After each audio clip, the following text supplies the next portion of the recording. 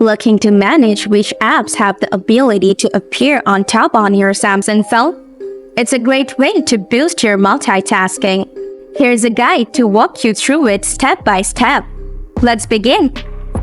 First, open up your phone settings. Then, scroll down just a bit. After that, tap on the Apps option. Next, go to the top right corner and tap on the three dots icon. Now, choose Special Access. Here, you will see a list of various options. Look for the Appear on Top option and tap on it. From here, you can easily toggle each app to allow or deny it the ability to appear on top. That's a wrap for today. I hope you found this helpful. Please give it a thumbs up if you enjoyed it. If you have any questions, feel free to leave a comment below. Thanks a ton for watching.